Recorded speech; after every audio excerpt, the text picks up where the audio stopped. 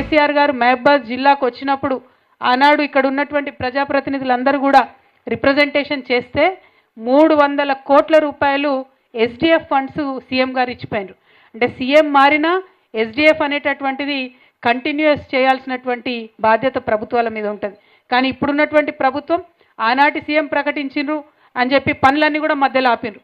కాకపోతే జరిగిందేంది, సగంకి ఎక్కువ అందులో పనులు స్టార్ట్ అయినాయి, సగంలో ఉన్నాయి, పెండింగ్లో ఉన్నాయి. మరి ఆ పనులన్నీ ఎవరు పూర్తి చేయాలి? అది ఆలోచన ప్రజల మీద లేదు. కేవలం ఒక కక్షపూరితమైనటువంటి వైఖరి. ఎప్పుడు పాలిటిక్స్ తప్పితే పరిపాలన మీద దృష్టి లేనటువంటి ప్రభుత్వం రేవంత్ రెడ్డి గారి ప్రభుత్వం అని ఇవాళ అందరికి కూడా అర్థమయ్యేటటువంటి పరిస్థితి ఉన్నది. మరి ఇవాళ మహబాద్ వచ్చినామంటే మేజర్ కారణం ఉన్నది. ఇవాళ మిర్చి రైతు కన్నీళ్లు పెడుతున్నటువంటి పరిస్థితి ఉన్నది. ఇక్కడే కాదు, ఆంధ్రప్రదేశ్లో అదే పరిస్థితి ఉన్నది. దేశవ్యాప్తంగా మిర్చి రైతుకు అదే పరిస్థితి ఉన్నది. మరి ఆంధ్రప్రదేశ్లో మిర్చి రైతులకు ఇబ్బంది కాగానే చంద్రబాబు నాయుడు గారు హుటాహుటిన ఫ్లైట్ వేసుకొని ఆయన పోయిండు. ఢిల్లీలో కేంద్ర మంత్రి ఛాంబర్లో కూర్చొని అక్కడ రివ్యూ పెట్టి అధికారులందరినీ పిలిపించి భయపెట్టి బెదిరించి మీరు మాకు ఇస్తారా సస్తారా, మద్దతు ధర ఇవ్వాల్సిందే, కేంద్రం మొత్తం మిర్చి కొనాల్సిందని ఆయన అక్కడ పోయి అల్లరి చేసిండు. మరి మన చీఫ్ మినిస్టర్ గారికేమో అక్కడ మా నిజామాబాద్ జిల్లాలో ఇక్కడ వరంగల్లో కూడా పసుపు రైతులు ఉంటారు, వాళ్ళ ధరలు వాడిపోతున్నాయి, దాని మీద ఆయనకు సోయలేదు. మిర్చి రైతులు ధరలు వాడిపోయి భయంకరమైన పరిస్థితి ఉంది, దాని మీద ఆయనకు సోయలేదు. సొంత జిల్లా మహబూబ్ నగర్ జిల్లాలో నిన్న ప్రాజెక్టులో టనల్ కూలిపోయి 8 మంది కూలీలు ఇరుక్కొని పోతే సొంత జిల్లాకు పోయి విజిట్ చేయాలన్న సోయి కూడా ముఖ్యమంత్రికి లేదు. ఎక్కడ పోయిండయా మన సీఎం గారు అంటే ఎన్నికల ప్రచారానికి పోయిండట. ఎన్నికల ప్రచారానికి పోయి ఎమ్మెల్సీ ఎన్నికలలో ఓట్లేమని అడుగుతాడట. ఎందుకు నీ ప్రచారం, ఎవరి కోసం ప్రచారం, ఏం చేసినావని ప్రచారం చేసుకుంటున్నారు ముఖ్యమంత్రి గారు? మీరు మిర్చి రైతుల గోస చూసిండ్రా? పసుపు రైతుల కన్నీళ్ళు పట్టించుకున్నారా? చచ్చిపోయినటువంటి కూలీల గురించి, ఇరుక్కపోయిన కూలీల గురించి ఏం జరుగుతుందో కనీసం కొద్దిగా మానవత్వమన్నా ఉండాలి కదా. మీరు వెళ్తే పనులు మంచిగా జరుగుతాయి, అక్కడ వాళ్ళని బయటికి తీసే ఆస్కారం ఉంటుంది. అందుకే నేను చెప్తా ఉన్నా, ఈ ప్రభుత్వం పీపీపీ మోడ్లో నడుస్తుంది. పీపీపీ మోడ్ అంటే ఏంటంటే ఒకటి ఫస్ట్ పి ఫోబియా. ఏం ఫోబియా పట్టుకుంది రేవంత్ రెడ్డి గారికి? కేసీఆర్ ఫోబియా. మైక్ పట్టంగానే కేసీఆర్ను తిట్టాలి, అంతకుమించి ఇంకో ఆలోచన ఏం లేదు. ఆయనకి ఏం రాదు పాపం, ఏం చేయడు. మైక్ పట్టంగానే సంవత్సరంన్నరైనా కేసీఆర్ని తిట్టాలి. ఒకటి కేసీఆర్ ఫోబియా. 2 ఇంకోటి ఏముంటుంది? పాలిటిక్స్. ఇక తెల్లారులేస్తే పాలిటిక్స్ ఇదే పాలిటిక్స్. అంటే మొత్తం అంతా కూడా ఇక్కడ మిర్చి రైతులు ఏడుస్తుంటే, పసుపు రైతులు ఏడుస్తుంటే అన్ని ఇడిసబెట్టిపోయి ఓట్లు అడగడానికి నిజామాబాద్కు పోయింది. నిజామాబాద్ అంట, కామారెడ్డి అంటే ఎక్కడెక్కడ పోయి వాళ్ళు ఓట్లు అడుగుతాడంట.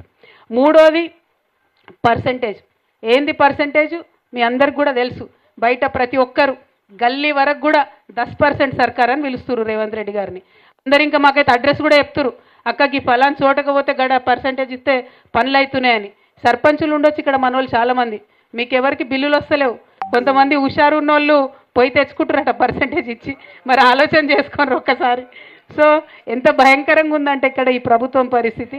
పర్సంటేజ్ తీసుకోవాలి, లేస్తే పొద్దుగాలు లేస్తే పాలిటిక్స్ చేయాలి, ప్రజాపాలన మాత్రం లేదు, వాళ్ళు చెప్పింది మాత్రం లేదు. అందుకే నేను అంటున్నా ఇది పీపీపీ మోడ్లో నడుస్తుంది. ఇక ఇంకొక పీ కూడా యాడ్ చేయొచ్చు కావాలంటే. ఏం చేస్తుండే ఇక్కడ మీరు అందరూ తెలుసు, పత్రికా మిత్రులు ఉన్నారు, మా కార్యకర్తలు ఉన్నారు. ఏ ఒక్క గ్రామంలో ఎక్కడ కూడా మహిళలకు 2500 రూపాయలు ఇవ్వలే వారు చెప్పింది. కానీ పక్క రాష్ట్రంలో అడ్వర్టైజ్మెంట్లు మాత్రం ఫ్రంట్ పేజీలో ఇగో మేము 2500 ఇచ్చేసినాం తెలంగాణ మహిళలకు అని చెప్పి మన తెలంగాణ పైసలు పెట్టి అక్కడ పిఆర్ స్టంట్లు వేస్తున్నారు. ఇక ఇవి తప్పితే పరిపాలన మీద వాళ్ళకి దృష్టి లేదు. నేను ఇవాళ ముఖ్యమంత్రి గారిని కోరుతా ఉన్నా, మహబూబాబాద్ జిల్లాలో మిర్చి రైతు గోసపడుతున్నటువంటి పరిస్థితి ఉన్నది. చాలా దారుణంగా మిర్చి రైతులు మరి బాధలో ఉన్నారు. ఇదే మహబూబాబాద్ జిల్లాలో మరి బాలకిషన్ అనేటటువంటి ఒక యువ రైతు, జస్ట్ 34 ఇయర్స్, 34 ఏళ్ళు మాత్రమే ఉన్నాయి. ఆయన తులసియా తండాల కురివి మండలంలో చనిపోయింది. ఇప్పుడు అదే కురివి మండలం నుంచి నేను వచ్చిన. ముఖ్యమంత్రి గారు నేను రిక్వెస్ట్ చేస్తా ఉన్నా, మీరు కొంచెం సేపు రాజకీయాలు పక్కన పెట్టండి. మీరు రైతు భరోసా వేసినామన్నారు, నిజంగా ఎవరికి వస్తలేదు వాస్తవానికి. అది మీకు ఎవరైనా మీ నాయకులు చెప్తున్నారో చెప్తలేదో మాకు తెలియదు, మేము చెప్తా ఉన్నాం, వస్తలేదు. 2వది రైతు రుణమాఫీ చేసినామంటారు, ఎవరికి రాలేదు. పైగా ఇది మహబాద్లో ట్రైబల్ జిల్లాలో ఏం జరుగుతుందంటే కుటుంబంలో ఉన్న ప్రతి ఒక్కరు వ్యవసాయంలో ఉంటారు. అంతకుముందు కేసీఆర్ గారు రైతు బీమా ఇచ్చిండ్రు. రైతు బీమా ఏంగానే అప్పటి వరకు 2 ఎకరాలు ఒకటే పెద్ద ఆయన పేరు మీద ఉంటుండే, బీమా వస్తుంది కదా అని ఇప్పుడు కుటుంబంలో 4 ఉంటే 4 పేరు మీద కూడా కుటుంబ సభ్యులందరూ చేసుకున్నారు. 4 పేరు మీద భూమి చేసుకున్నారు. భూమి చేసుకున్నాక ఏమైంది? ఈయన అధికారంలోకి రాకముందు ఏం చెప్పిండు రేవంత్ రెడ్డి, మీరు ఓన్లీ బ్యాంకులకు లోన్లు తెచ్చుకోండి, మనిషికి 2 లక్షలు. మేము 9 డిసెంబర్ అధికారంలోకి వస్తాం, 9 డిసెంబర్ మీకు లోన్ వేవర్ చేస్తామని చెప్పిండు. చెప్తే పాపం అమాయకపు గిరిజనులు దారుణాతి దారుణంగా మోసపోయి ప్రతి ఇంటికి ఇవాళ 8 నుంచి 10 లక్షల అప్పు ఉన్నది. ఏది రుణమాఫీ? దయచేసి రుణమాఫీ చేయమని నేను కోరుతా ఉన్నా. ఇవాళ నిన్న యువ రైతు చచ్చిపోయిందంటే ఊరికే చచ్చిపోలే. ఈ కష్టాలు దయచేసి మీరు గమనించమని నేను కోరుతా ఉన్నా. ఇక బోనస్ కాదు, అది బోగస్ అనాలి దాన్ని, బోగస్.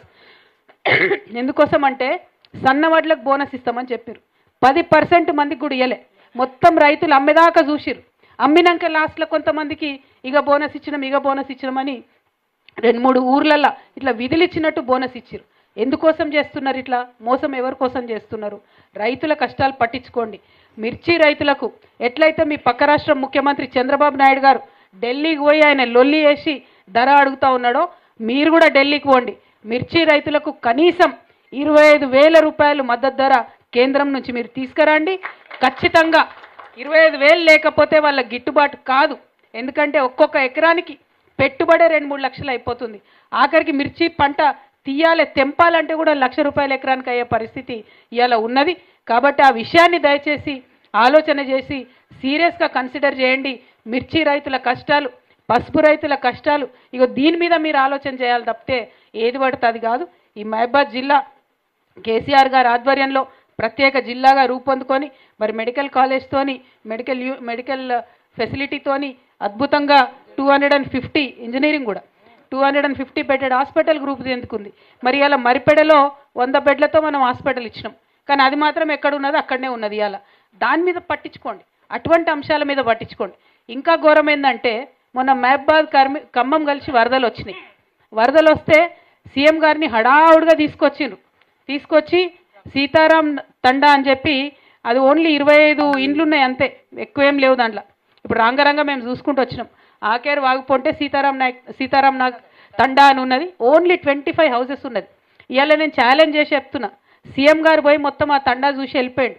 ఏం చెప్పిండ్రు? మొత్తం ఇక్కడ తీసి మిమ్మల్ని ఇంకొక దగ్గర ఇండ్లు ఇస్తాం, రోడ్లు వేస్తాం, ఫెసిలిటీస్ ఇస్తామని చెప్పారు. ఇంతవరకు వాళ్ళకి ఏమి ఇవ్వలే. సీఎం గారు పర్యటనకు వచ్చే ముందు వాళ్ళు ఏమైనా వ్యతిరేకిస్తారేమో అని మనిషికి 10,000 వాళ్ళకి ఇంటికి ఇచ్చిరు తప్పితే ఇంతవరకు ఒక్క రూపాయి ఇవ్వలే. ఆనాడు వరదలో ప్రజలు కష్టాల్లో ఉన్నప్పుడు అప్పుడు కూడా మోకాల్లోతు నీళ్లుంటే ఇవే మా ఆడబిడ్డలు, ఇవే మా బీఆర్ఎస్ నాయకులు, వీళ్ళే ముంగటుండి వరద బాధితులకు అండగా నిలిచిండ్రు. డైరెక్ట్గా వదిరాజు రవిచంద్రన్న గారు ఒక లారీ నిండా సరుకులు పంపించి ఆయన ఇక్కడ పర్సనల్ డబ్బులతోనే డిస్ట్రిబ్యూషన్ చేయించిండు తప్పితే ప్రభుత్వానికి మనసు రాలేదు. కనీసం ప్రభుత్వం ఒక్క పైసా కూడా ఇవ్వలేదు. అంటే వరదలు వచ్చినా, కన్నీళ్ళు వచ్చినా, కష్టాలు వచ్చినా ఎప్పుడు కూడా మీతో నిలబడి ఉండేది ఈ గులాబీ జెండానే అన్న విషయాన్ని మళ్ళొక్కసారి మహబూబాబాద్ ప్రజలందరికీ కూడా తెలియజేస్తూ మరి వాళ్ళు ఇక్కడికి రావడం చాలా సంతోషం. వస్తూ కురవిలో ఆనాడు కేసీఆర్ గారు మొక్కుకున్నారు, తెలంగాణ వస్తే నేను బంగారు మీసాలు ఇస్తా అని చెప్పి ఆ భగవంతుడు దయామయుడు మన వీరభద్రస్వామిని, భద్రకాళి అమ్మవారిని నేను దర్శనం చేసుకొని రావడం జరిగింది. మరి వస్తూ ఉంటే ఈ ప్రభుత్వం పెట్టినటువంటి ఫ్రీ బస్సుతోని మీ అందరికీ తెలుసు ఇబ్బందులు అవుతున్నాయి. మనమేం వ్యతిరేకం కాదు ఫ్రీ బస్సులు పెడితే, కానీ ఇలా పరిస్థితి ఏమైంది? వస్తుంటే మహిళలు చెప్తున్నారు రోడ్డు మీద, అక్క ఫ్రీ బస్ అని పెట్టిండ్రు, నేను మా ఆయన బస్సులో ఒక ఊరు నుండి ఇంకో ఊరు పోదామని బస్సు ఎక్కుదామంటే లేడీస్కేమో ఫ్రీ, ఎక్కుదామంటే సీట్ ఉండదు, మగోళ్ళకేమో డబ్బులు పెట్టాలి, ఎక్కిన తర్వాత కూర్చుందామంటే సీట్ ఉండదు. ఎవరి కోసం పెట్టిండ్రు బస్సు, ఎందుకోసం పెట్టిండ్రు అర్థం కాని పరిస్థితి ఉంది. ఫ్రీ బస్ ఇస్తే ఇప్పటికీ ప్రభుత్వానికి సీరియస్గా వార్నింగ్ ఇస్తూ ఉన్నాం మేము. మీరు మహిళల ఆత్మగౌరవం దెబ్బతినేలాగా, వారికి అవమానం జరిగేలాగా కార్యక్రమాలు, పథకాలు ఇవ్వకండి. మీకు చేతనైతే ఫ్రీ బస్సు పెట్టిండ్రు, బస్సుల సంఖ్య పెంచండి. అప్పుడైతే టికెట్ కొన్న మగవాళ్ళకు కూడా సీట్లు దొరుకుతాయి. ఫ్రీ బస్ ఇచ్చినటువంటి లేడీస్ కూడా కంఫర్టబుల్గా వెళ్ళగలుగుతారు. వికలాంగులకైతే పాపం వాళ్ళని చూసి డ్రైవర్ అక్కడ ఆపుతాడు బస్ స్టాప్ ఇడిచిపెట్టి, ఎందుకంటే ఎక్కించుకునే పరిస్థితి లేదు. డ్రైవర్లది కూడా తప్పు లేదు, బస్సు తక్కువ ఉన్నాయి, ప్రెషర్ ఎక్కువ ఉన్నది. సో ఇటువంటి కార్యక్రమాలు కాకుండా మరి మంచి కార్యక్రమాలు చేయమని కోరుతున్నాం. మరి ఫ్రీ బస్ పెట్టంగానే ఆటో వాళ్ళకు కూడా పాపం బాగా ఇబ్బంది జరిగింది. వాళ్ళ పక్షాన మన పార్టీ నుండి కూడా పోరాటం చేస్తూ ఉన్నాం. ఏదైతే రేవంత్ రెడ్డి గారు ఆటో వాళ్లకు 12,000 రూపాయలు ఇస్తాం సంవత్సరానికి అని చెప్పినరో అది తక్షణమే రిలీజ్ చేయవలసిందిగా కూడా మేము డిమాండ్ చేస్తూ, మరి ఇక చెప్పుకుంటూ పోతే రేవంత్ రెడ్డి గారి పాపాల చిట్టా చాలా పెద్దగా ఉంది, కానీ మనందరికీ సమయం తక్కువ ఉంది. కాబట్టి ఇమ్మీడియట్ డిమాండ్ మాత్రం మిర్చి రైతులకు తక్షణమే 25,000 రూపాయలు బోనస్ ఇచ్చే విధంగా, మద్దతు ధర ఇచ్చే విధంగా మీరు కేంద్రం మీద ఒత్తిడి తెస్తారా, రాష్ట్రం నుంచే ఇస్తారా, అది ఇవ్వాల్సిందిగా ముఖ్యమంత్రి గారిని డిమాండ్ చేస్తూ సెలవు తీసుకుంటున్నాను. Thank you.